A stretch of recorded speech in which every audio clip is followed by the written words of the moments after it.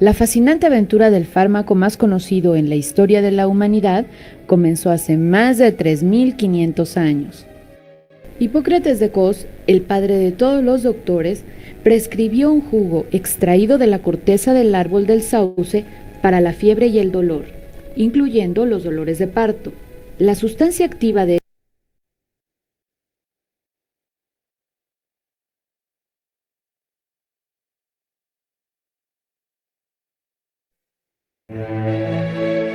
Los historiadores de medicina consideran a 1897 el año en el cual nace aspirina. ¿Tiene sonidos, chicos? Sin embargo, la fascinante aventura del fármaco más conocido en la historia de la humanidad comenzó hace más de 3.500 años. Hipócrates de Cos, el padre de todos los doctores, prescribió un jugo extraído de la corteza del árbol del sauce para la fiebre y el dolor, incluyendo los dolores de parto. La sustancia activa de este jugo, que como sabemos hoy calma el dolor, es el ácido salicílico. Su nombre da una pista en cuanto a su origen, ya que deriva de la palabra latina para el sauce, salix. Ahora se sabe que lo que contienen las hojas del mirto con la que los egipcios trataban el dolor es precisamente el ácido salicílico. En Asia y China, particularmente entre la gente primitiva, como los indios norteamericanos y los hotentotes de Sudáfrica, el efecto benéfico de las plantas que contienen ácido salicílico se conocía desde hace mucho tiempo atrás. En la Edad Media, las propiedades analgésicas del sauce pasaron obviamente al olvido, al menos para los doctores. La primera persona que volvió a poner en uso este remedio natural fue un inglés. El 2 de julio de 1763, el clérigo Edward Stone de Chipping Norton, Oxfordshire, reportó a la asociación de científicos ingleses más renombrada, la Sociedad Real de Londres, que había realizado experimentos exitosos en los cuales concluyó que los extractos de la corteza del sauce, administrados a 50 pacientes que sufrían fiebre, lograron disminuir esta molestia. Este fue el primer estudio clínico realizado en la historia de la medicina. Su remedio consistía de corteza seca del sauce pulverizada y disuelta en agua, té y un poco de cerveza. A partir de 1828, Johann Andreas Buchner, profesor de farmacología en Múnich, preparó un extracto de corteza de sauce con agua, removió los taninos y otras impurezas de la solución obtenida y la evaporó. De esta manera obtuvo una sustancia amarillenta a la que llamó salicina. El primero en lograr sintetizar ácido acetil salicílico puro fue el Dr. Felix Hoffmann, quien el 10 de agosto de 1897 produjo por primera vez una forma 100% pura y estable del ácido acetil salicílico que lo hacía apropiado para el uso terapéutico. Esto produjo un cambio radical, el nacimiento de aspirina, nombre del nuevo fármaco de Bayer, el cual era fácil de recordar, que prácticamente se convirtió de la noche a la mañana en el analgésico más conocido del mundo.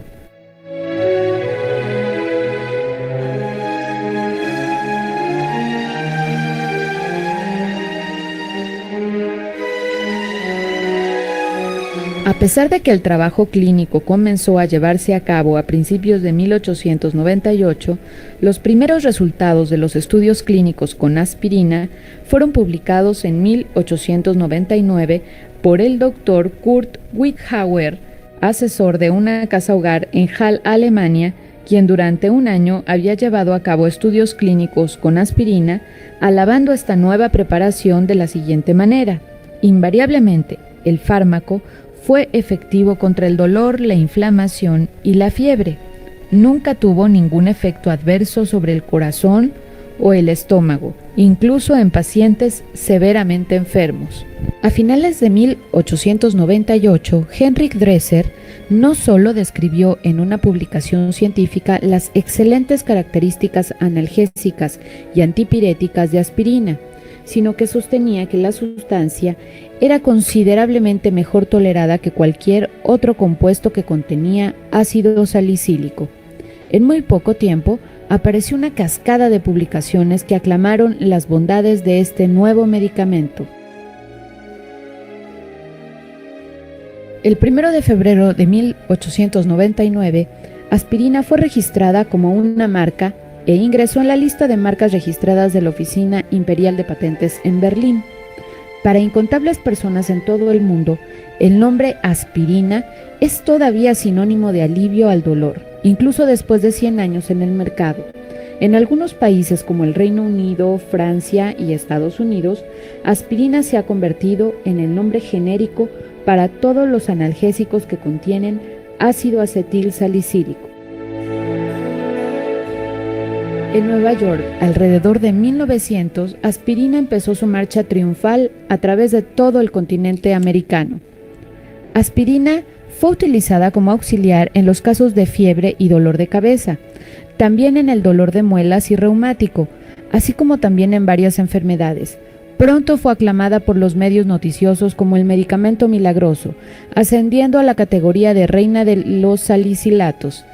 En tan solo pocos años, aspirina se encontraba al alcance de gente de escasos recursos. Literal y metafóricamente, hasta en las partes más remotas de la Tierra, todo el mundo hablaba de ella. Hoy más que nunca, medicamentos que contienen ácido acetil salicílico están siendo aceptados en todo el mundo. Esto se debe al hecho de que aspirina ha sido recomendada en el tratamiento de muchas enfermedades y no solamente para simples resfríos y dolor, por ejemplo, en la prevención de ataques cardíacos y accidentes vasculares cerebrales.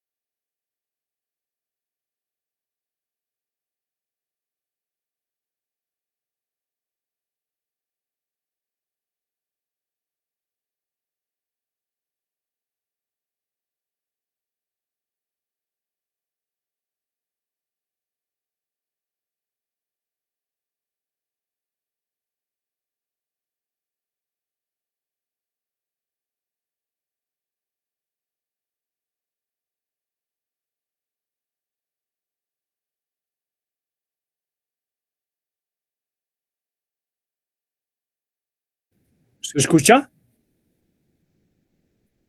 Sí, doctor. Sí, doctor.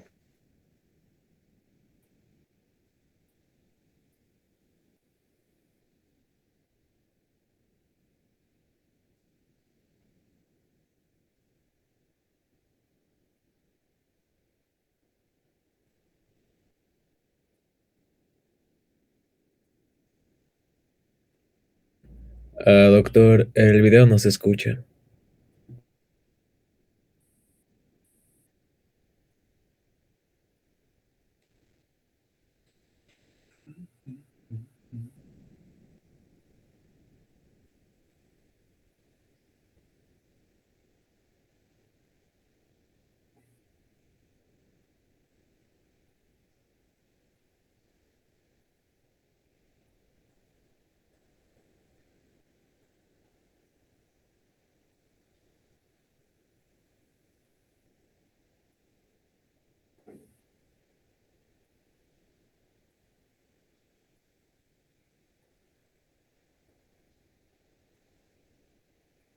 El dolor se origina con la presencia de un estímulo nocivo y provoca una reacción inmediata de alarma en la persona, y debe preservarse porque es fundamental para el mantenimiento de la vida. En respuesta a un estímulo nocivo, sea químico, térmico, de presión o de cualquier otra característica que pueda provocar dolor, se activan unas terminaciones nerviosas libres llamadas nociceptores. Estos van a actuar como receptores de esa información nociceptiva y la van a transmitir al sistema nervioso central a través de fibras nerviosas de tipo A delta y C. En la membrana celular de estas neuronas existen unos receptores que pueden ser canales iónicos, esto es, que modifican el tránsito de iones dentro y fuera de la neurona, o receptores metabotrópicos, es decir, que provocan cambios en la síntesis de proteínas citoplasmáticas, que codifican información relacionada con cambios de presión, de temperatura o de pH. Una vez estimulados los nociceptores, estos provocarán cambios en la carga eléctrica de la membrana neuronal, lo que resultará en la propagación del estímulo nervioso hasta el asta dorsal de la médula. Allí se libera glutamato, un aminoácido excitador que se unirá a un receptor localizado en una neurona postsináptica, que transmitirá la información hacia los centros superiores del sistema nervioso central, llegando al tálamo y a la corteza cerebral. Desde estos mismos núcleos superiores se ponen en marcha vías descendentes que llegarán de nuevo al asta dorsal de la médula y liberarán sustancias endógenas inhibidoras que actuarán modulando la transmisión del estímulo, es decir, la cantidad de información que será transmitida desde la médula espinal hacia los centros superiores. Cuando la señal nociva es lo suficientemente intensa o duradera, se desencadena, sin embargo, una serie de mecanismos encaminados en principio a preservar y a defender al organismo de esa agresión externa. Es la llamada respuesta inflamatoria. Cuando el organismo recibe señales de la existencia de una agresión externa, bien sea una infección, un traumatismo o una lesión, se produce la activación de distintas células relacionadas con el proceso inflamatorio, como son neutrófilos, mastocitos, basófilos, que migrarán hasta la zona de lesión, provocando la liberación de sustancias proinflamatorias como las citoquinas, la bradiquinina o la histamina. Estas citoquinas interactúan con la enzima fosfolipasa, activándola e iniciando así la secuencia de liberación del ácido araquidónico. La respuesta más importante relacionada con la inflamación se produce con la activación de la llamada cascada del ácido araquidónico. El ácido araquidónico es un elemento constitutivo de la membrana celular de todas las células del cuerpo humano.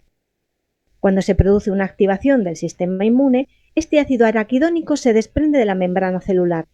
Al estar libre en el citoplasma, es atacado por unas enzimas denominadas ciclooxigenasas.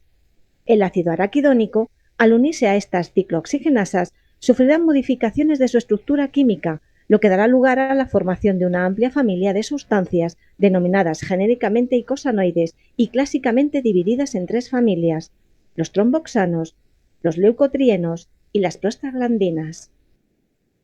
Las prostaglandinas liberadas en respuesta a esta activación del ácido araquidónico provocan una respuesta inflamatoria generalizada que afecta a distintos sistemas del organismo, desde el sistema cardiovascular, la musculatura lisa, el sistema inmune, el sistema autónomo y, en último término, provocarán la clásica respuesta de hipertermia, extravasación, edema y dolor que ya conocían los romanos: calor, rubor, tumor y dolor.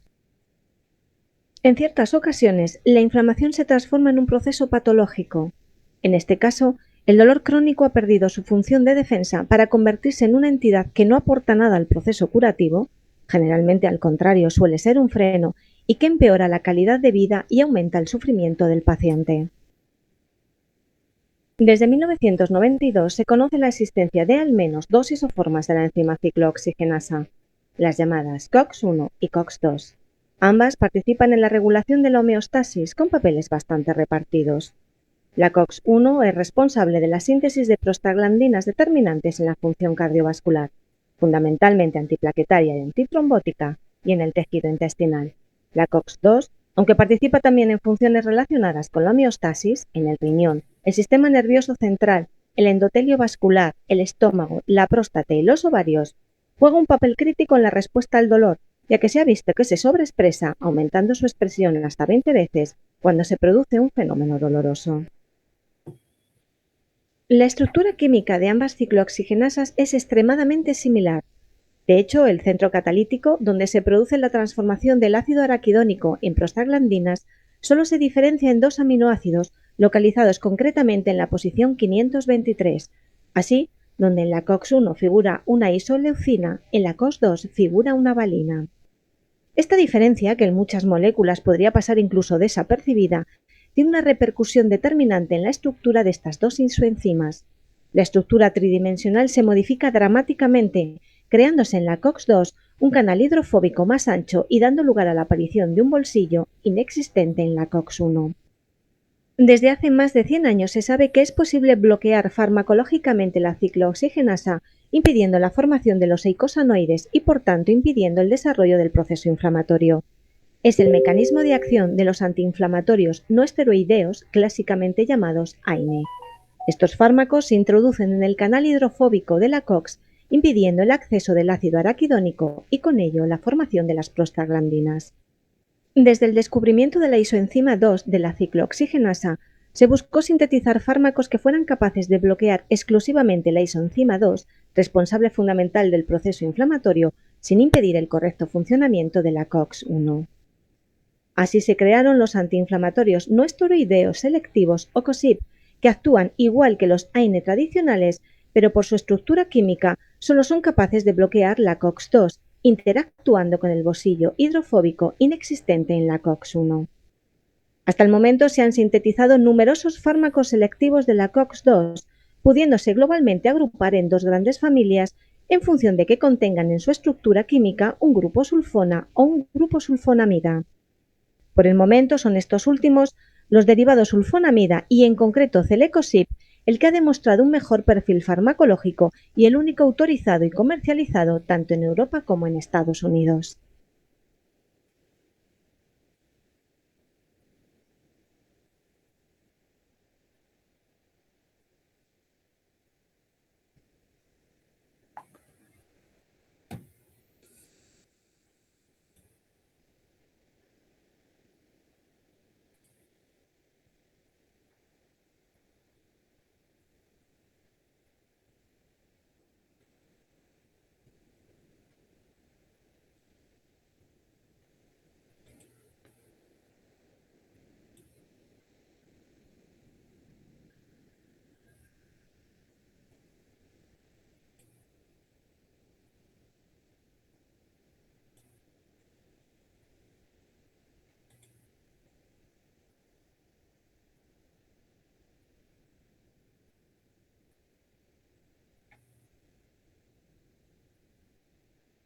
¿Qué les ha parecido, chicos?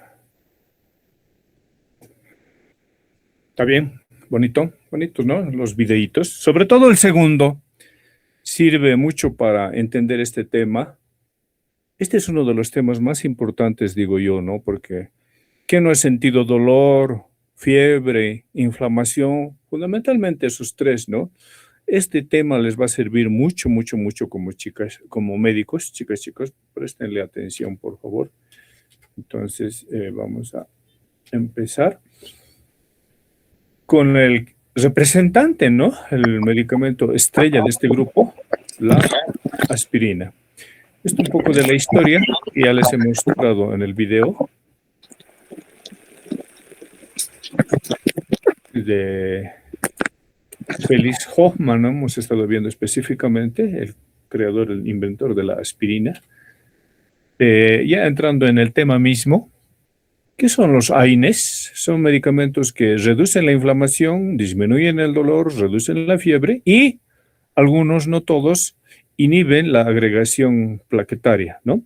¿Cómo? Actúan principalmente inhibiendo a la ciclooxigenasa. Esta es la clave para entender este tema, chicas y chicos.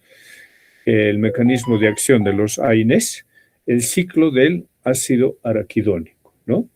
Ya habíamos visto que a través del ácido araquidónico pasan a las prostaglandinas y estas prostaglandinas pueden tener un efecto muy importante, por ejemplo, en el estómago. La COX-1 hemos visto, ¿no? La protección de la mucosa gástrica y la homeostasis. Y la COX-2 que ya es inducible en el dolor, en la inflamación, ¿no? En la fiebre, etc. Entonces, esta es la clave para entender el tema de hoy. Ahí está que hacen los AINES, donde actúan específicamente los AINES, inhibiendo a la COX-1 o a la COX-2, como vamos a ver, ¿no? Dependiendo del tipo de AINE, algunos solo inhiben a la COX-2 y dejan libre a la COX-1, entonces ya no hay problema de daño en la mucosa gastrointestinal, porque también funciona en la broncodilatación, en la función renal, etcétera, etcétera, ¿no? Entonces, esta es una imagen, como hemos visto en el video, de la COX-2, la COX-1, ha visto que es una diferencia mínima, ¿no? De un aminoácido. En la COX-2 la valina, en la COX-1 la isoleucina. Los grupos de AINES, esta es una de las clasificaciones, los principales grupos químicos, los salicilatos, los derivados pirozolónicos, los derivados del paraminofenol, del ácido acético. Entonces, hay otra clasificación. Miren esta clasificación, chicas, chicos. Si le pueden sacar una fotito, por favor, una captura de pantalla. Clasificación de los AINES por su vida media. Esto es bien importante, esto es súper, súper importante que ustedes no solamente lo aprendan para el examen, ¿no?, sino para la vida profesional. Por ejemplo, clasificación por su vida media, menos de 5 horas. ¿Cuál? La aspirina, el paracetamol, el ibuprofeno. No, pero yo quiero algo más prolongado, de 5 a 15 horas, ¿no? Entonces puede ser el naproxeno o los Coxib, ¿no? O más de 15 horas, los ICAN, ¿no? El piroxicam, el tenoxicam. Súper interesante este conocimiento. Quiero que actúe inmediatamente, aspirina, paracetamol. Otra clasificación, miren la segunda, clasificación del AINE por su potencia antiinflamatoria.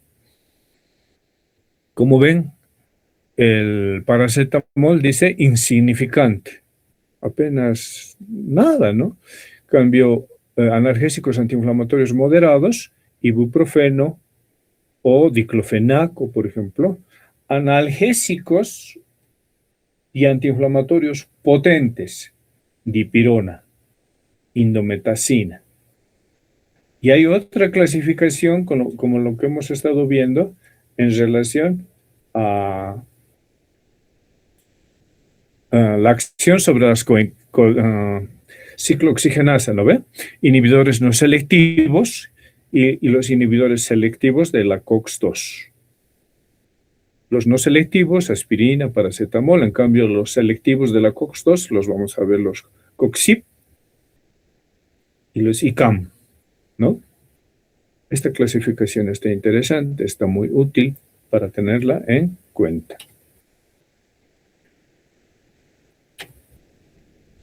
Esta es lo mismo, pero ya así más puntual en relación a cuál es el medicamento estrella del grupo, ¿no?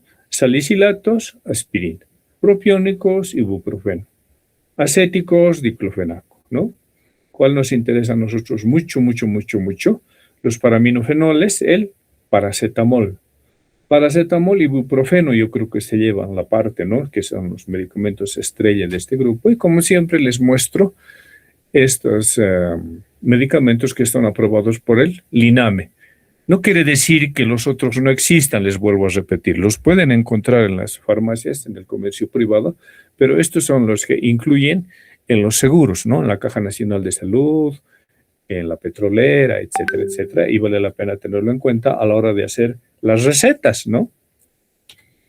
Las indicaciones terapéuticas, lo que nos interesa, en qué circunstancias vamos a usar estos medicamentos. Fiebre, disminuye de manera rápida y efectiva la fiebre. Dolor, vamos a ir viendo más adelante la escala analgésica de la Organización Mundial de la Salud, pero esto se caracteriza por uso en dolor moderado. Cefalea, mialgia, artralgia, odontalgia, dismenorrea, también en la migraña, también en los posoperados. Es también la base para los síndromes articulares, ¿no? Por ejemplo, en la artritis reumatoidea, donde disminuye el dolor y la rigidez matinal. En procesos reumatológicos, ¿no? En la artritis reumatoide, en la artritis gotosa, hay algunos específicos para la gota, en la tendinitis, en la enfermedad inflamatoria intestinal, sobre todo la aspirina, ¿no?, derivados salicílicos. Profilaxis tromboembólica, igual la aspirina. No solamente para eso, ¿no? Se ha mencionado que también te puede proteger, en comillas, en el infarto agudo de miocardio, y además protegería para no desarrollar cáncer de estómago, dice, ¿no? Eso está en discusión, si vale la pena cualquier persona sana que empiece a tomar aspirina a dosis bajas de 100 miligramos, por ejemplo, ¿no? En procesos dermatológicos para las verrugas, miren, chicos, preparados tópicos de salicilatos como queratolíticos en verrugas sobre crecimientos de la piel.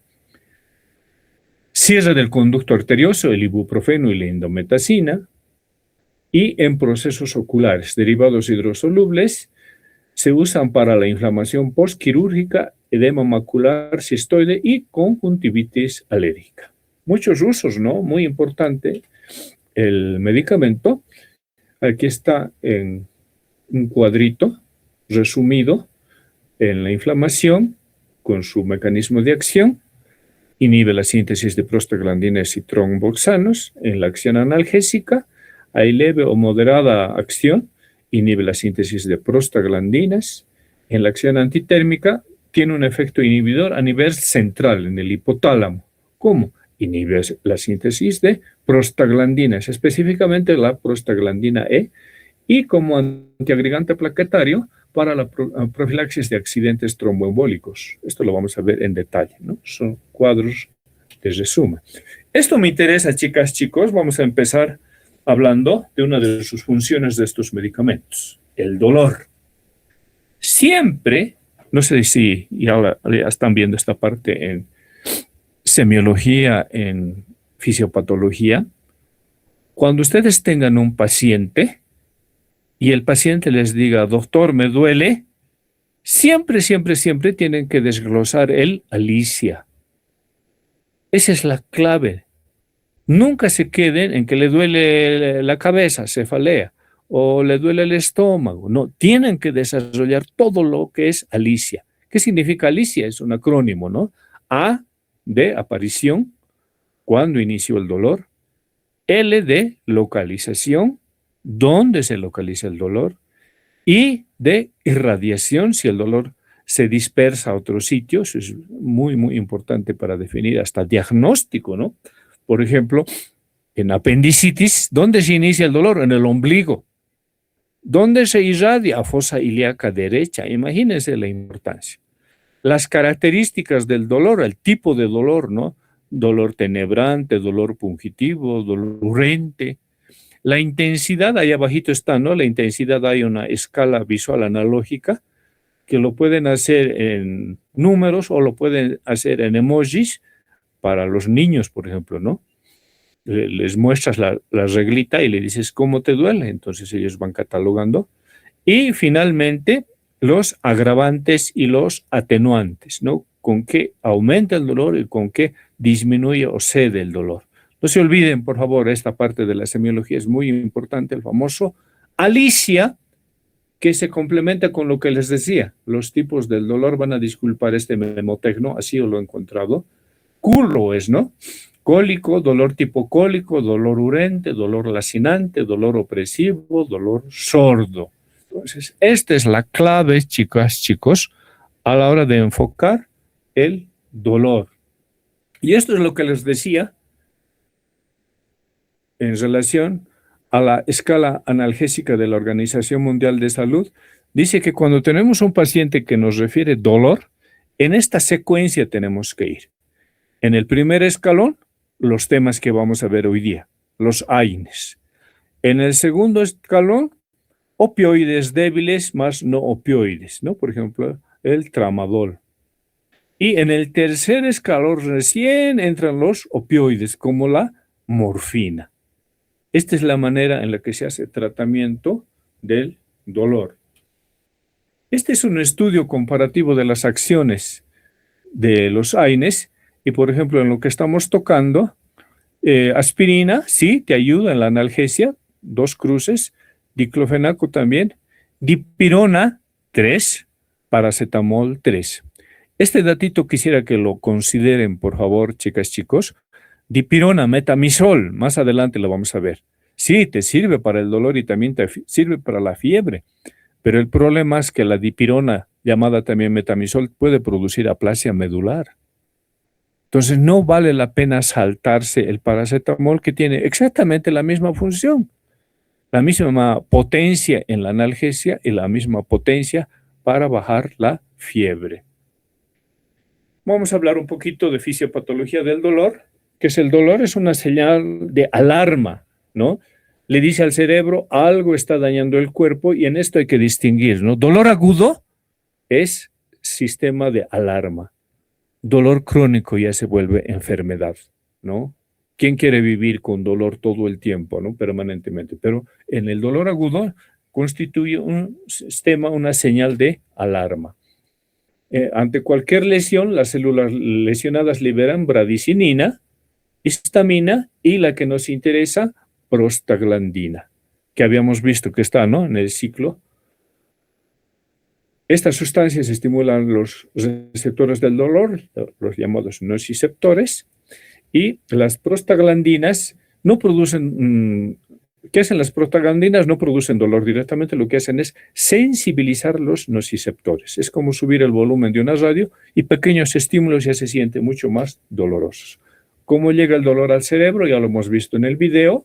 Se activan los nociceptores, viajan por los nervios periféricos, llegan a la médula espinal, ascienden al cerebro y el cerebro interpreta como dolor. Y la acción de los AINES disminuye la síntesis de prostaglandinas, ¿no? Entonces los nociceptores son menos sensibles, disminuye la transmisión dolorosa, resultado, analgesia, como estamos viendo en el cuadro. Otra acción de estos medicamentos, la fiebre. ¿Qué es la fiebre? Es un aumento regulado de la temperatura corporal, no es simplemente calentarse, es una respuesta organizada por el cuerpo. El termostato del cuerpo, ¿dónde está localizado? En el hipotálamo, ¿no?, que actúa como un termostato que normalmente mantiene la temperatura en 37 grados centígrados. En la fiebre, ¿qué ocurre durante una infección? Las bacterias o virus estimulan células inmunes y estas producen, ¿qué? Interleuquina 1, interleuquina 6, factor de necrosis tumoral alfa, que estas son las llamadas citocinas pirógenas, y luego ocurre que las citocinas llegan al hipotálamo, allí activan la COX-2 y la COX-2 produce la prostaglandina E2.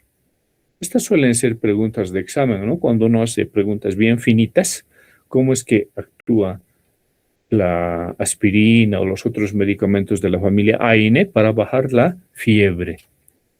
Fisiopatología de la fiebre, ¿qué hace la prostaglandina E2? Le dice al hipotálamo la temperatura actual es muy baja, entonces el hipotálamo eleva el punto de ajuste de 37, puede subir a 39. ¿Qué hace el cuerpo para alcanzar esa temperatura? Los temblores, escalofríos, vasoconstricción, resultado, aumento de la temperatura corporal. Todo esto se nota, ¿no? Incluso es parte de la clínica, por ejemplo, de una de las enfermedades de la malaria, fiebre, escalofríos, sudoración, que logra que se incrementen los niveles de temperatura. ¿Y cómo actúan los AINES en la fiebre? Los AINES bloquean la COX, puede ser COX-1 o COX-2, eso que hace, disminuye la prostaglandina E2, el hipotálamo vuelve a 37 grados centígrados. ¿Cómo? Se produce sudoración, vasodilatación, lo que baja la temperatura y este efecto se llama el efecto antipirético. Lo mismo que les he mostrado para el dolor, lo mismo van a tener en cuenta, chicas, chicos, cuando ya estén con pacientes, cuando estén presentando casos clínicos, cuando estén haciendo cambio de guardia, al hablar correctamente esto, ¿no?, de la temperatura corporal. Cuando digo hipotermia, por ejemplo, cuando la temperatura está menor a 35 grados centígrados, lo normal de 36 a 37,4, fiebre de 37,5 a 39,4, fiebre alta de 39,5 a 40,4 y hipertermia más de 41 grados centígrados.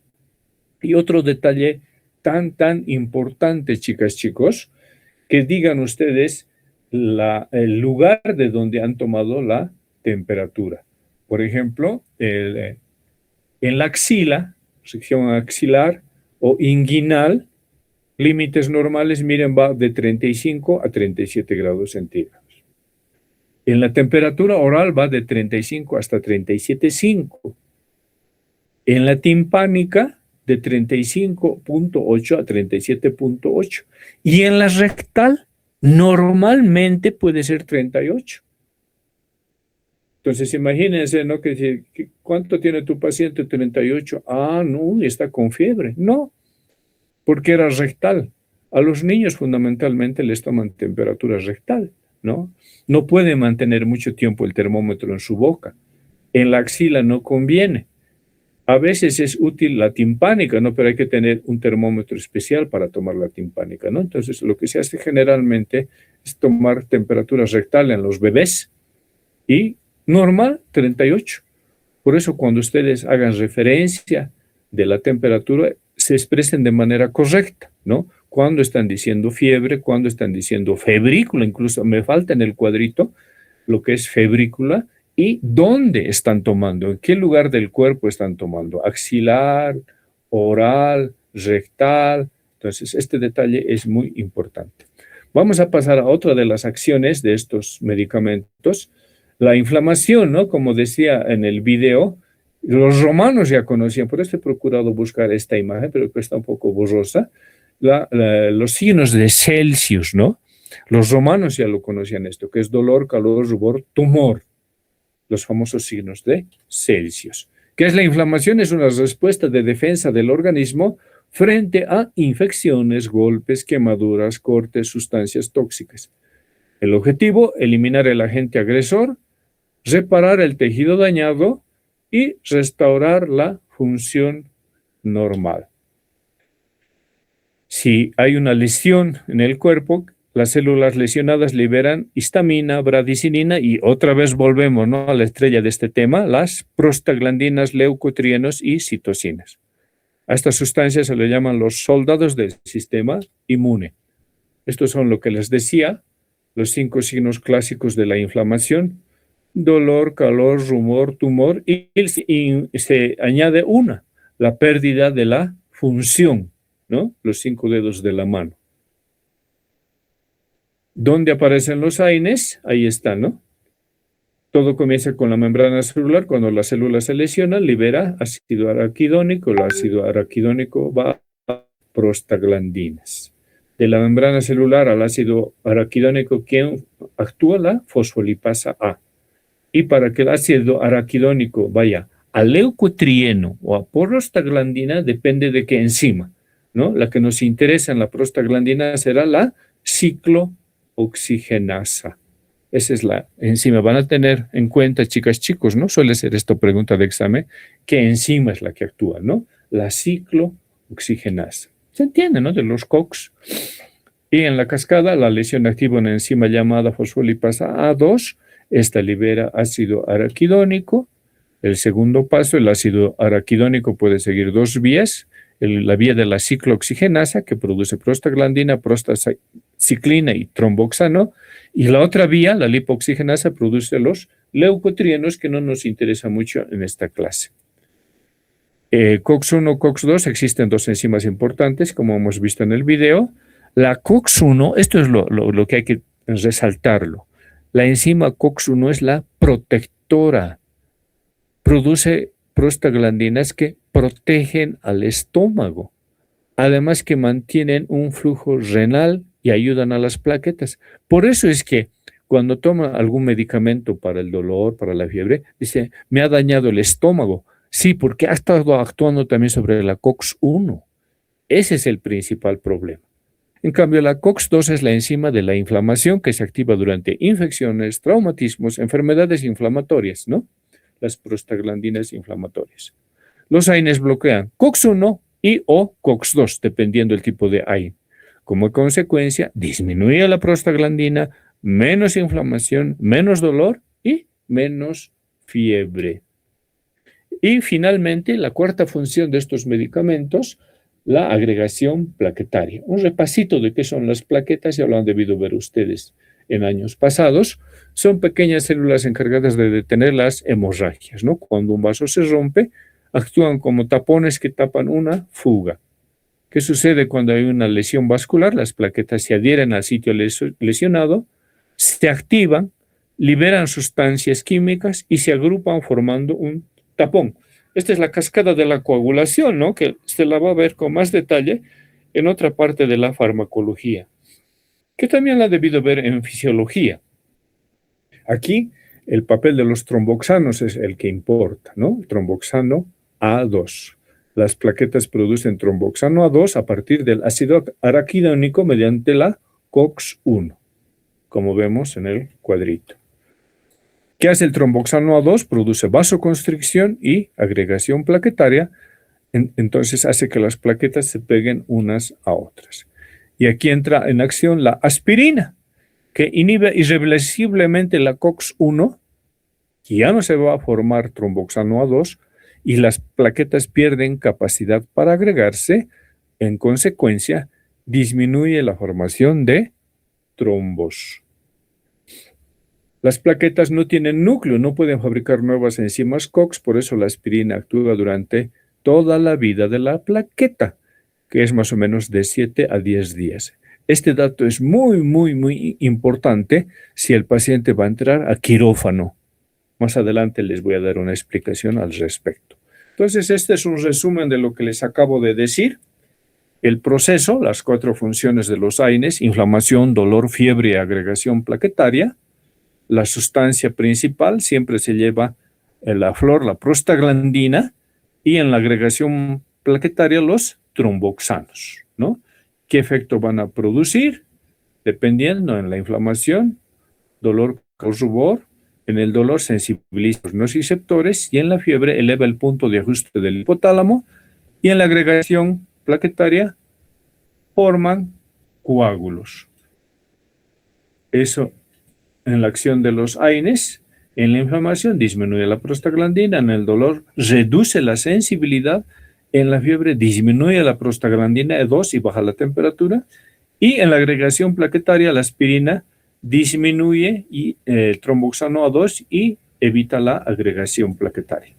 La frasecita de ahí abajo: los AINES bloquean la enzima ciclooxigenasa, disminuyendo la producción de prostaglandina y tromboxano A2, y por eso reduce la inflamación, dolor, fiebre y, en el caso de la aspirina, la agregación plaquetaria. Cuadrito resumen. No siempre se los hago resumen de todo lo que les voy diciendo para hacer más fácil la comprensión de este tema, ¿no? Entraremos a hablar uno por uno, chicas, chicos, de estos medicamentos. Vamos ahora a abordar aspirina. El mecanismo especial, lo que les acabo de decir, inhibe irreversiblemente COX-1. Como ya no hay COX-1, ya no se produce tromboxano A2 y disminuye la agregación plaquetaria, que esto dura 7 a 10 días. Mecanismos de resistencia. El fracaso terapéutico puede deberse a inflamación severa, variabilidad genética en la COX, mala adherencia del paciente en tomar el medicamento o que le estén dando dosis insuficientes, y enfermedades autoinmunes grave. La farmacocinética de estos medicamentos en general es similar. Absorción por vía oral, algunos se pueden administrar por otras vías, por vía rectal, por ejemplo, se puede administrar por vía parenteral. Distribución alta unión a proteínas plasmáticas, ya saben lo que implica eso, ¿no? Con warfarina, con medicamentos para las convulsiones en los pacientes epilépticos, metabolismo hepático, excreción renal y la vida media variable según el fármaco. En las reacciones adversas, lo que es más frecuente y más peligroso a nivel del tubo digestivo, ¿no? Nivel de estómago, miren, ya están incluso descritos. Riesgo gastrointestinal, la gastropatía por AINES, así se llama. El mecanismo está mediado por la inhibición de la secreción ¿de qué? Prostaglandinas. ¿Cuáles? La I2 y la E2. Inhiben la secreción ácida, aumentan la vascularización y aumentan la secreción de mucosas prostaglandinas. Este cuadrito, mire, comparación de la toxicidad gastrointestinal de los diferentes AINES. Siempre les van a preguntar, ¿no? O ustedes a la hora de decidir cuál le doy a mi paciente. Porque la cosa es no hacer daño, ¿no ve? ¿Se acuerdan, chicas, chicos? La principal función del médico, no la hacer es, ¿no ve? No hacer daño. Entonces, ¿cuál le puedo dar? A ver, ibuprofeno. Es el que menos daño produce en el estómago. En cambio, el ketoprofeno, que es el que sí lo pueden encontrar ustedes en el comercio, es uno de los más tóxicos. Miren, 4.2. Hasta puede ir hasta 6.4. El riesgo relativo. En cambio, ibuprofeno, 1. Yo procuro administrar, cuando necesito administrar AINES, usar ibuprofeno, si es que quiero tratar inflamación. Pero si quiero tratar dolor y fiebre, uso paracetamol. Este detallito, la aspirina y otros antiinflamatorios no esteroides pueden irritar la mucosa gástrica, por lo que les acabo de decir. Por eso es recomendarlo tomar con los alimentos o después de los alimentos. El paciente siempre te pregunta, ¿no, doctor? ¿Y esto cómo voy a tomar? Porque ellos piensan que como los antibióticos tienes que tomar 7 de la mañana, 3 de la tarde, 11 de la noche, en horario. Y yo lo que les digo, no, esto tiene que tomar después de que termine su almuerzo, después del desayuno, después del almuerzo y después de la cena. No, es que doctor, yo no ceno. No, procure comer alguna cosita y después toma el medicamento, y siempre por requerimiento necesario, PRN, ¿no? Estos medicamentos no se toman en horario, solamente cuando el paciente lo necesita. En la historia clínica, ¿qué se anota? PRN, por requerimiento necesario. Los efectos en el riñón, miren, igual es terrible, ¿no? Efectos sobre la función renal mediada por la reducción de prostaglandinas vasodilatadoras, que como ha disminuido el flujo renal y la filtración glomerular, puede producir la nefropatía por AINE, que puede progresar hasta nefritis membranosa. Imagínense, chicos, lo peligroso que puede ser. Hay algunos que son mucho más lesivos para el riñón. Y la hipersensibilidad, en algún momento les he dicho, toda persona que tenga asma, nunca jamás de los jamases tiene que consumir, sobre todo aspirina, ¿no? Tipos de enfermedades alérgicas como la rinitis, la urticaria, el asma, el edema, no tienen que recibir estos medicamentos, ¿no? Y también pueden haber pacientes que tienen ya alergia a los AINES. Este dato es importantísimo. Esto es lo que les decía, chicas, chicos. En las plaquetas, inhibición de la activación de las plaquetas, eso puede dar propensión a la aparición de hematomas y mayor riesgo de hemorragia.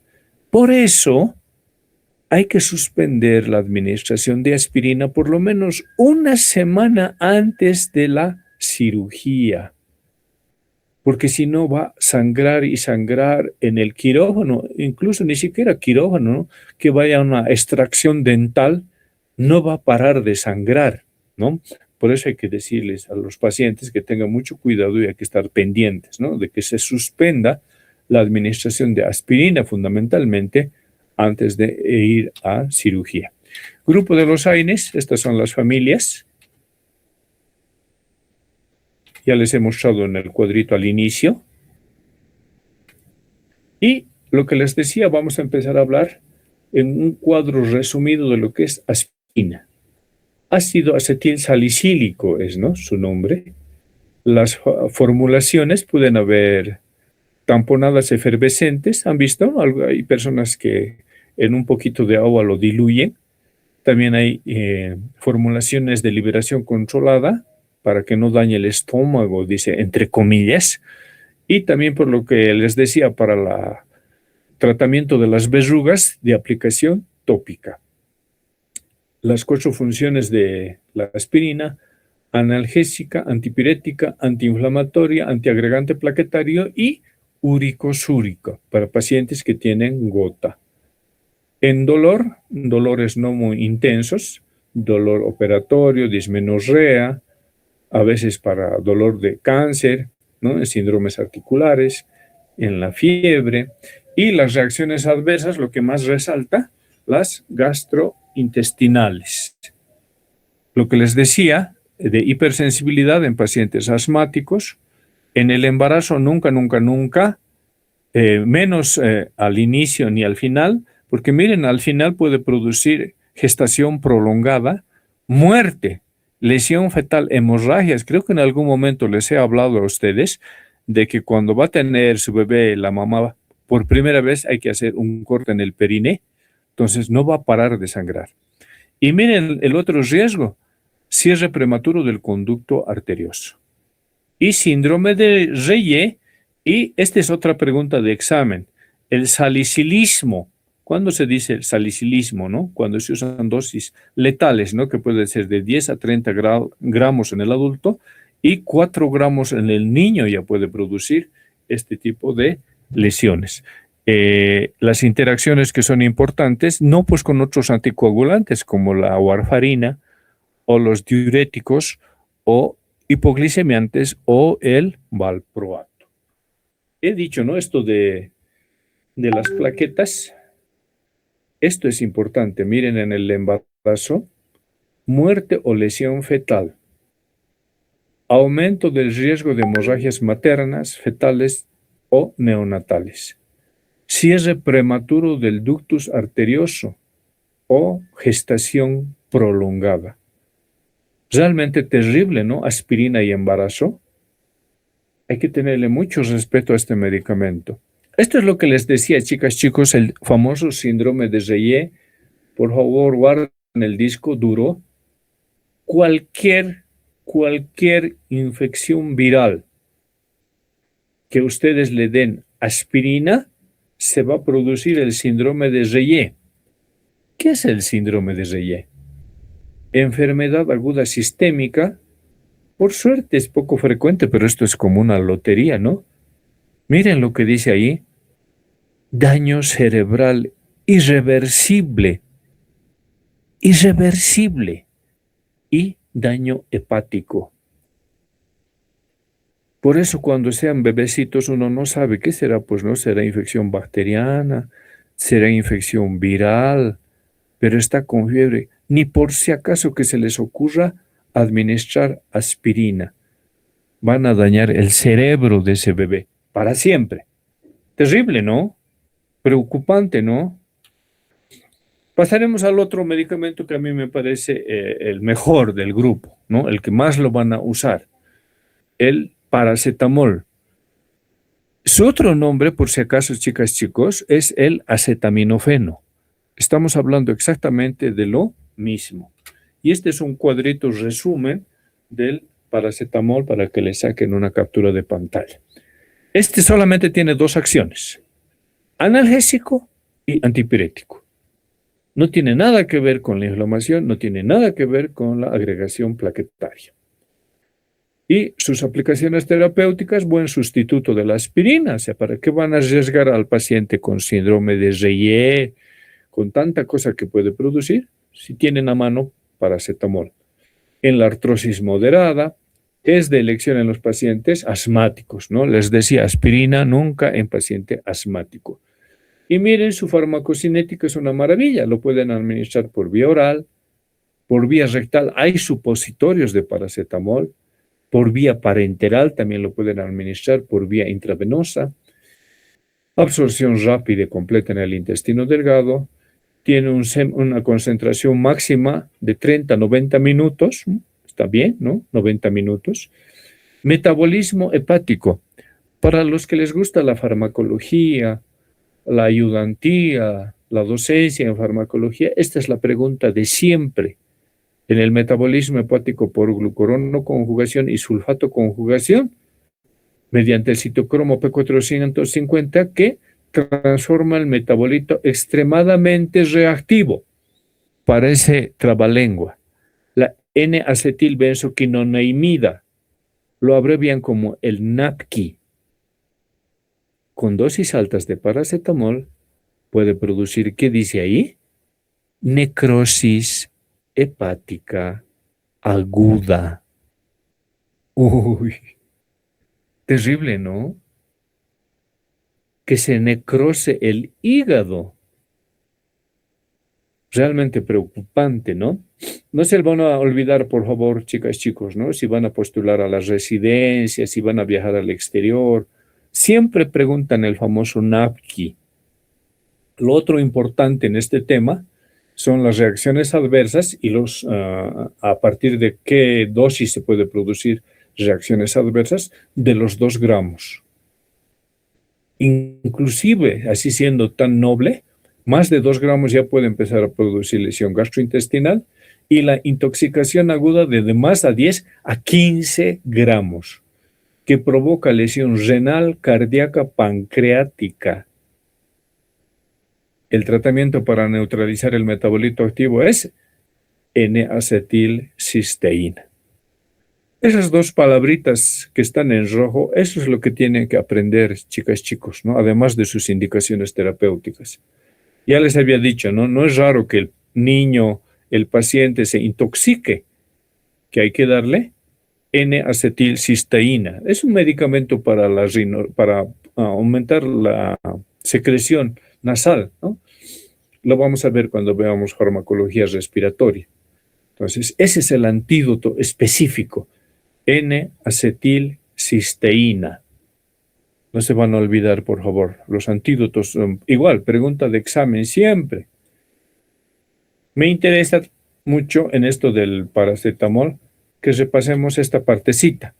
Ya lo hemos hecho conmigo, con mis grupos, pero no está de más hacerlo con todo el curso. ¿Cuántos estamos? 94 habíamos estado, han ido subiendo la cantidad de presentes en sala. Esto es lo que les decía, ¿no ve? ¿Cuál es la dosis del paracetamol? 10 miligramos por kilogramo peso. Le vamos a hacer un ejemplo. Paciente que pesa 18 kilos, entonces lo que hago es multiplicar. 10 por 18 me da 180. Pero esto 180 es para 24 horas. Este 180 lo tengo que dividir entre 3, porque el paracetamol se administra cada 8 horas. 7 de la mañana, 3 de la tarde, 11 de la noche.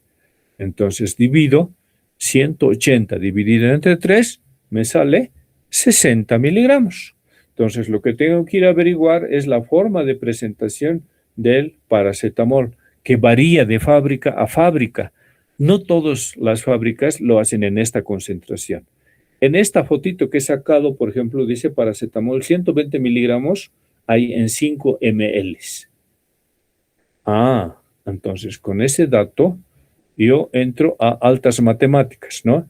Si 120 miligramos hay en 5 ml, yo necesito 60, eso será X ml. Esto multiplico, ¿no? 60 entre 5, 60 por 5 y lo divido entre 20 y me sale 2.5 ml. Eso es lo que tengo que administrar. Lo puedo administrar en una jeringa o en los vasitos graduados que tienen estos medicamentos, ¿no? Si se fijan, pero en el empaque, en la cajita del paracetamol que tiene ahí, es sabor a frutilla, ¿no? Eso es lo que les digo. Como es rico, como es dulce, los pacientes, sobre todo los niños, se lo toman. Entonces pueden acabar intoxicados. ¿Qué hay que hacer? Hay que darle N-acetilcisteína. Y esto es lo que les decía.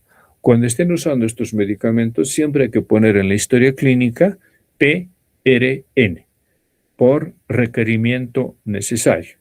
Pues si es la mamá, el papá, decirle, esto le da solo cuando le note caliente la guagua.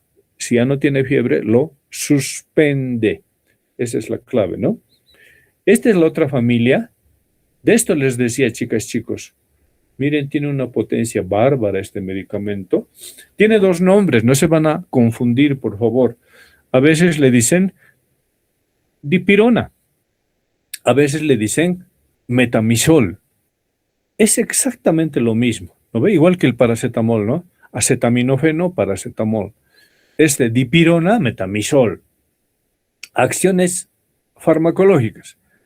Efecto analgésico y antipirético para dolores agudos de tipo moderado con ligera acción relajante de la musculatura lisa.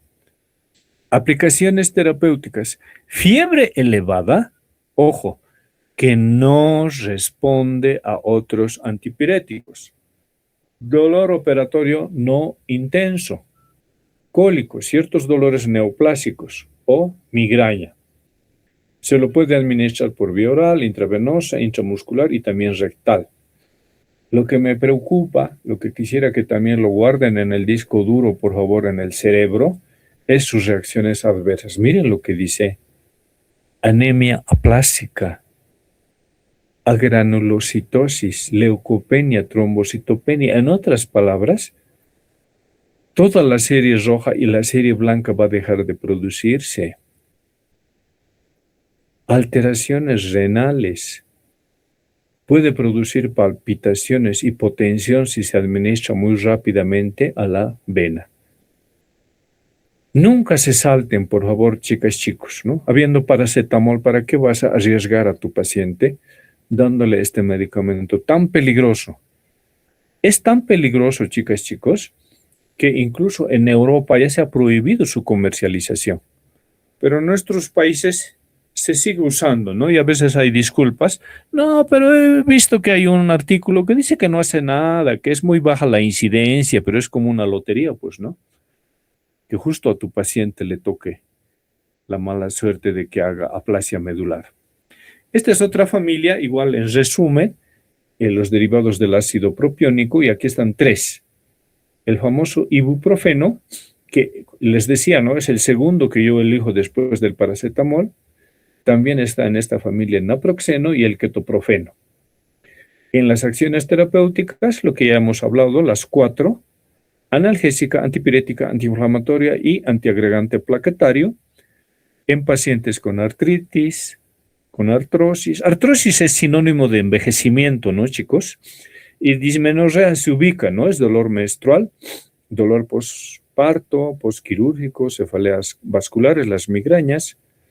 El ibuprofeno en el tratamiento de la persistencia del conducto arterioso. Este es un dato también importante para pregunta de examen, chicas, chicos. Esta es una virtud que tiene el ibuprofeno. Tratamiento de la persistencia del conducto arterioso. Farmacocinética, buena absorción por vía oral. La unión albúmina, miren, llega al 99%. Pasa al líquido sinovial, atraviesa la placenta, puede ser teratogénico. Concentraciones bajas en la leche materna, hay que suspender la lactancia, metabolismo por hidroxilación, metilación y conjugación y excreción renal. Es lo que les decía, miren, en el cuadrito de las reacciones adversas, se asocia a menor incidencia de alteraciones gastrointestinales. No dice que sea totalmente inocuo, dice menos. ¿Qué hora andamos, chicos? A veces hablo y hablo, creo que ustedes tienen otra clase, ¿no? Tengo 5 minutitos todavía. Dispepsia, sedación, mareo, somnolencia, fototoxicidad. Entonces hay que recomendar al paciente que no se exponga al sol cuando está consumiendo estos medicamentos.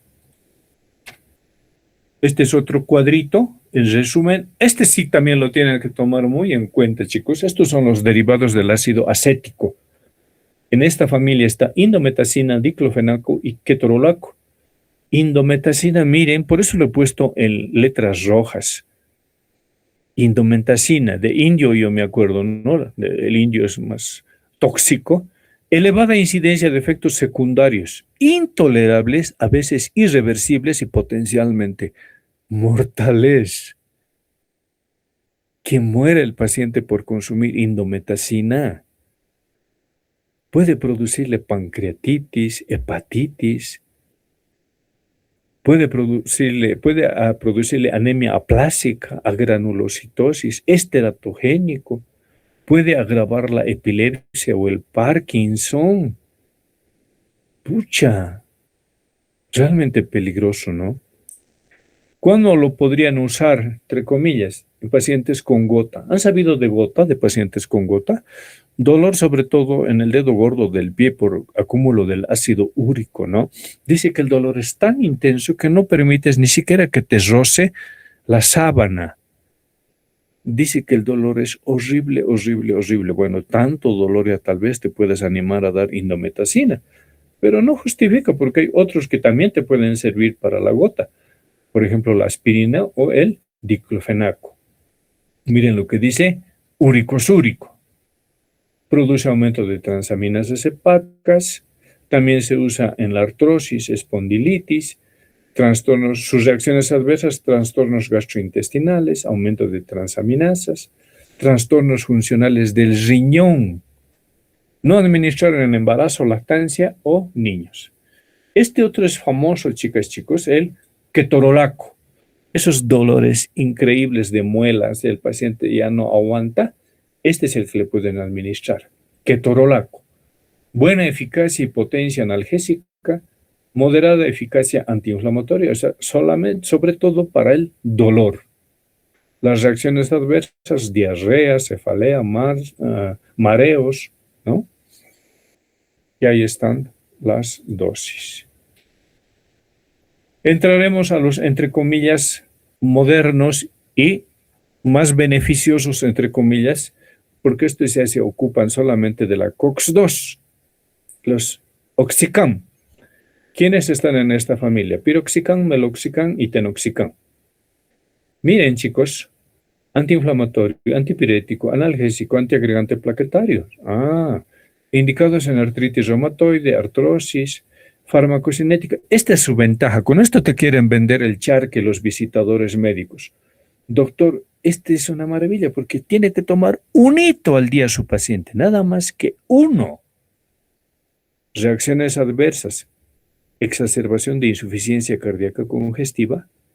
El medicamento puede producir hipertensión. Síndrome de Stevens-Johnson, ¿se acuerdan las fotos terribles que les mostraba? Este puede ser uno de los causantes. Puede alterar la función renal, alteraciones neurológicas y hemorragias nasales. No es poca cosa, ¿no? Y son caros para colmo. Y este es el otro, los COXIB, inhibidores de la COX-2, el famoso celecoxib. Este ya es el colmo, chicas, chicos.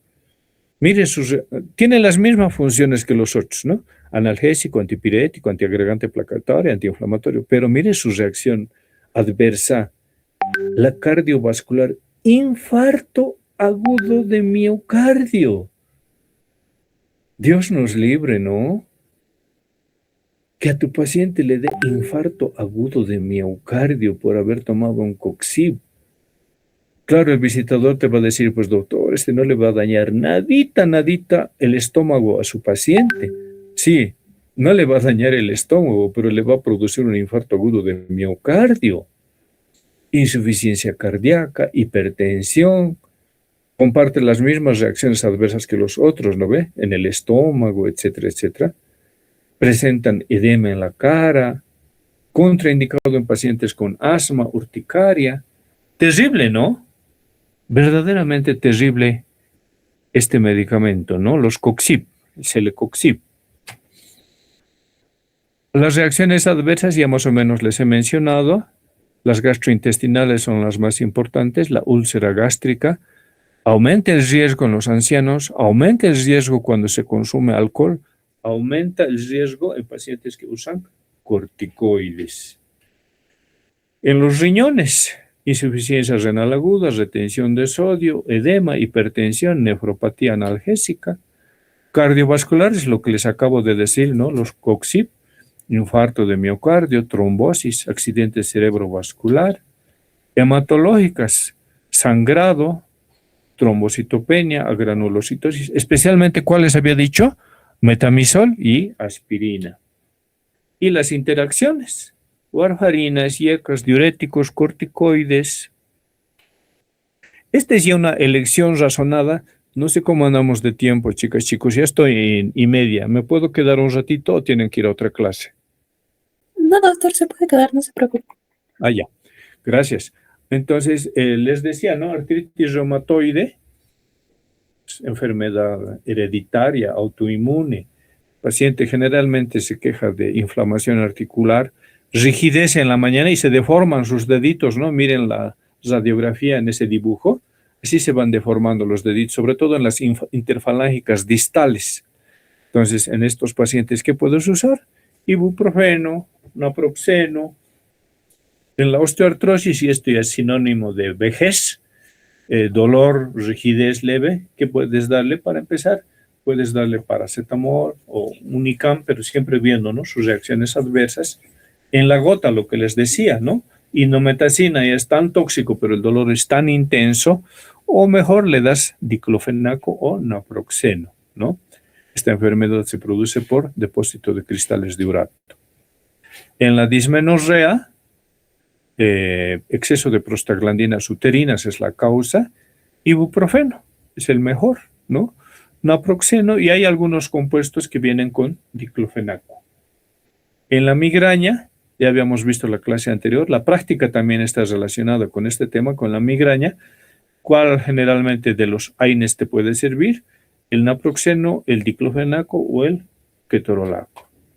En el dolor postoperatorio, lo que les decía, el más potente, el ketorolaco. En la fiebre, siempre de primera elección, paracetamol, segunda elección, ibuprofeno. Evitar aspirina en niños, les repito por el síndrome de Reye. En pediatría, paracetamol, ibuprofeno. En el embarazo, relativamente seguro, el único, paracetamol, relativamente seguro. Y en el adulto mayor, paracetamol, ¿no? Nos quedaríamos con paracetamol porque han visto lo peligroso que pueden ser los ICAM. Este es un cuadrito comparativo en relación a sus acciones.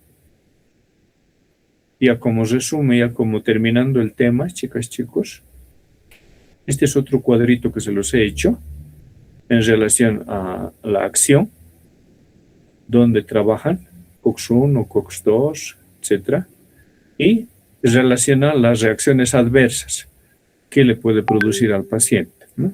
Aspirina, sangrado, diclofenaco, hepatotoxicidad. Este es el algoritmo para la fiebre, ¿no? Si hay fiebre, paracetamol. Si hay dolor leve, ibuprofeno. Si hay inflamación, diclofenaco. Si hay riesgo de lesión gastrointestinal, meloxicam. Para dolor severo, ketorolaco.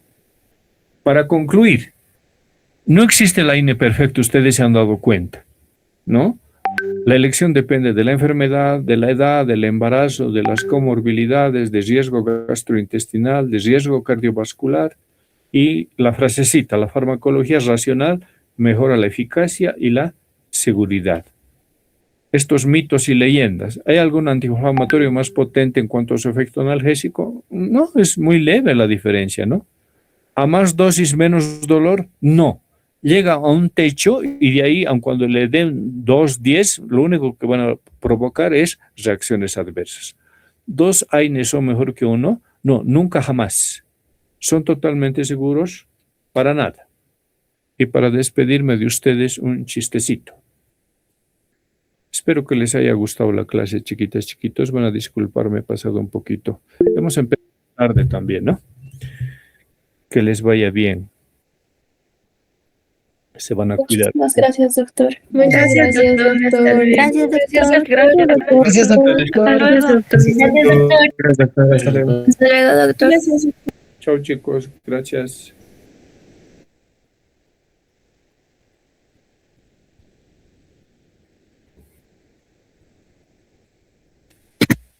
Doctor, tengo una pregunta.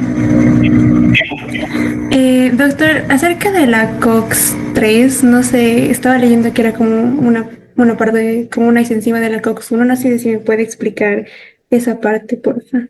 En realidad no actúan sobre la COX-3, sobre COX-1, COX-2 nomás, por ese cuadrito que he mostrado del ácido araquidónico. No tiene acción. Ah, ya, es que nos pidió nuestro doctor de prácticas que averiguáramos más sobre la COX-3. Ah, ya. A ver, voy a investigar y en la próxima, cuando tengamos la clase, ya les aclaro eso. Pero para este tema solamente es COX-1 y COX-2. Está bien, doctor, gracias. Ok, chao Camilita. Chao chicos, que les vaya bien, se cuidan. Hasta luego, doctor. Gracias. Chao, chao, chao, que les vaya bien.